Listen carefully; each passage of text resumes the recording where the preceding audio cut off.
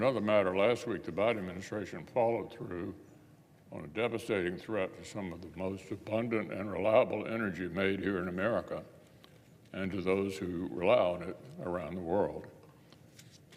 The administration's de facto ban on new liquefied natural gas export permits is the sort of policy so profoundly damaging that it could only have been dreamed up by the left-wing activists who are increasingly call the shots on President Biden's energy policies. As I've mentioned before, this de facto ban is harmful to American interests, both at home and abroad. Canceled export permits mean canceled projects and canceled jobs.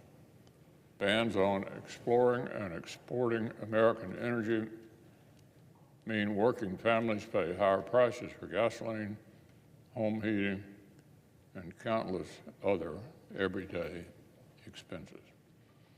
Since President Biden took office, the cost of gasoline has increased a cumulative 35%. Fuel oil prices have increased 61%. Natural gas has increased 27%, and electricity prices have increased 25%. But the costs of the administration's green bent aren't confined to our own borders. For the past 2 years, allies who once relied on Russian energy have started consuming more clean American LNG.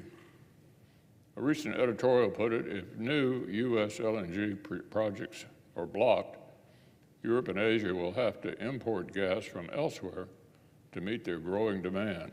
Most won't come from America's friends. Iran and Russia are both increasing their LNG production capabilities, ready to meet desperate demand when American export capacity no longer can. Meanwhile, the same radical activists who drove a stake through the Keystone XL pipeline are gleefully declaring victory in their campaign to make America and our allies more reliant on dirty energy from our adversaries. And President Biden, in keeping with his administration's practice of rewarding bad behavior with more responsibility, put one of the masterminds of his climate policy up for a promotion at EPA. Yesterday, Senate Democrats overran bipartisan opposition to confirm Joseph Kaufman's nomination as assistant administrator.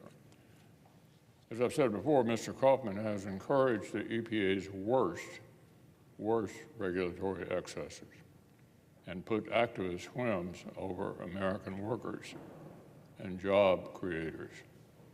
By some estimates, he's presided over the elimination of half the nation's coal jobs. And unfortunately, the radical climate agenda he's helping to steer shows no signs of slowing down.